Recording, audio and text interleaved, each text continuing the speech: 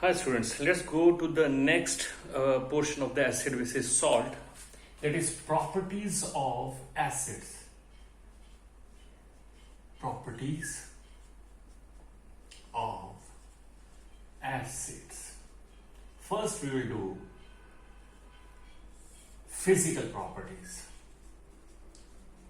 Physical properties.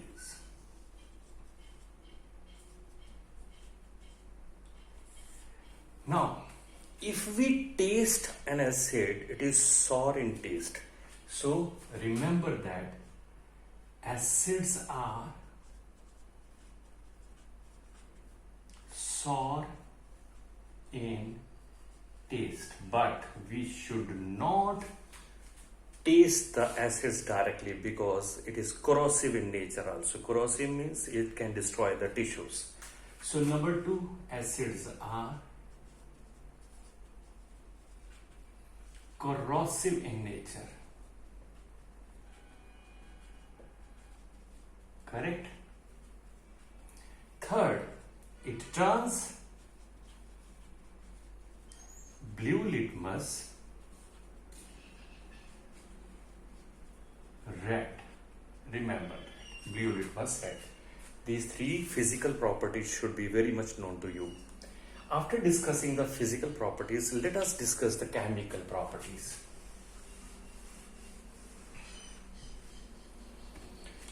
Chemical properties means how acids react with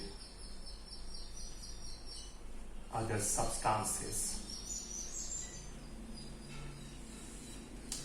Number 1, reaction of acid with the metals. So metal plus acids, usually we take dilute acids. Dilute acid, what it forms? Remember that whenever metal react with the dilute acid, it is going to form salt plus hydrogen gas is liberated. Hydrogen gas is liberated. Remember that. This is the basic fundamental. Let's have example. Suppose magnesium, if reacts with hydrochloric acid, it is going to produce magnesium chloride, salt and hydrogen gas is liberated. Same way, if zinc react with sulfuric acid, it is going to produce zinc sulfate salt and hydrogen gas is liberated. Another example we can take, if a sodium react with hydrochloric acid, it is going to produce sodium chloride plus hydrogen gas is liberated. Now, about these 3 reactions, we will take an example how we can confirm that whenever metal react with the acid, it always produces salt and hydrogen gas. The gas which is produced is colorless, odorless. So how we can confirm about it is a hydrogen gas? Let's do an experiment to show that it is a hydrogen gas. We'll take a conical flask of the glass. It is available in the laboratory, right? And then we will fix a thistle funnel. We'll fix a thistle funnel and a delivery tube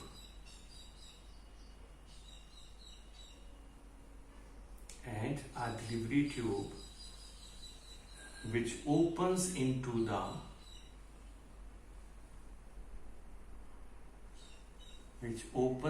the soapy water, means water which is dissolved with the soap. So it has to be fixed with a cork.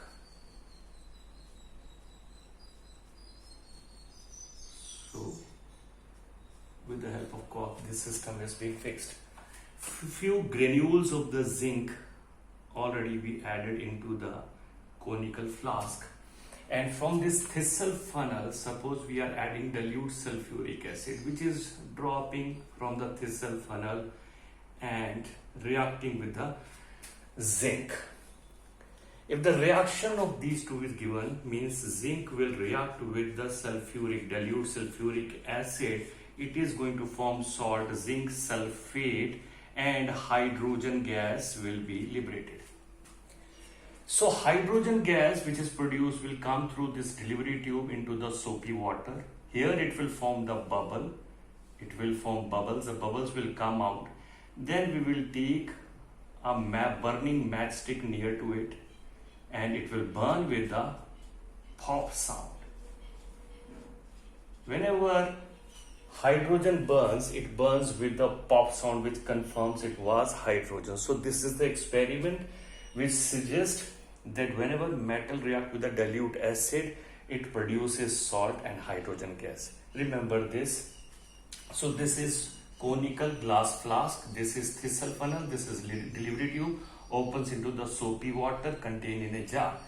When the hydrogen is passed by reaction of zinc and sulfuric acid, this is passed from the delivery tube into the soapy water. The bubbles are being formed, and we will take a burning matchstick near to it. It will burn with the pop sound, confirms it is a hydrogen gas. I hope it is clear. So this is the first property of the acid. Let us go for the next property. Next property is reaction of metal oxide with dilute acids. Now metal oxide have oxygen in it. Earlier only when metal was reacting with the dilute acid, it was producing salt and hydrogen gas was liberated, but oxygen is also there. In this case, salt plus hydrogen will be gaining this oxygen to form water. It will be forming water. So here we will write salt and water will produce. Let's take few examples. First example is when sodium oxide react with hydrochloric acid, it is going to produce salt, sodium chloride, and water. Correct? The same way, if I take another example, magnesium oxide reacting with the dilute sulfuric acid, it is going to produce magnesium sulfate, salt, and water. So this is the second property when metal oxide react with the dilute acid. Let's go for the third property. Reaction with the dilute acid with the carbonates, metal carbonates. So when metal carbonate react with dilute acids, it is going to produce first the salt, then whenever carbonate is there, it is going to produce carbon dioxide and water. Let's take an example. Suppose we have a calcium carbonate and we are reacting it with hydrochloric acid. Now this metal will react with the chlorine to form salt, calcium chloride, plus water plus carbon dioxide gas. It also reacts with the bicarbonate also. Let's take a bicarbonate like 2NaHCO3. This is sodium bicarbonate. Let's react with the dilute hydrochloric acid. It will form sodium chloride plus carbon dioxide plus water. So gas, carbon dioxide will be liberated whether it is reacting with a carbonate or bicarbonate. Right? This is the third property. After discussing the third property, let's go for the fourth property of acids. This reaction already been discussed in the first lesson, which is neutralization reaction. Acids when react with bases, is always form a salt. Remember that. Salt plus water. I'm writing water like this. Let's take an example. Suppose HCl react with the base NaOH sodium hydroxide.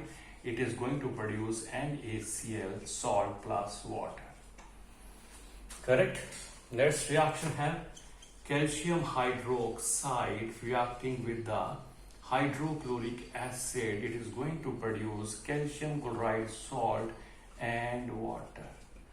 So whenever acid and bases react, it is going to produce salt and water. Remember that.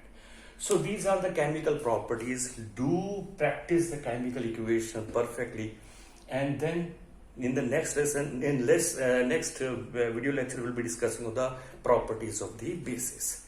Thanks a lot.